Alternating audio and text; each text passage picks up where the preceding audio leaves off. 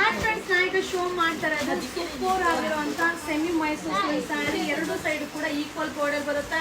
So quantity of pieces ನಿಮಗೆ show ಮಾಡ್ತೀನಿ. ಹಾಗೆ ಇದರ ಕಲರ್ ಚಾರ್ಟ್ ಕೂಡ ಈ ವಿಡಿಯೋದಲ್ಲಿ ಎಂಡಿಂಗಲ್ಲಿ ಇರುತ್ತೆ.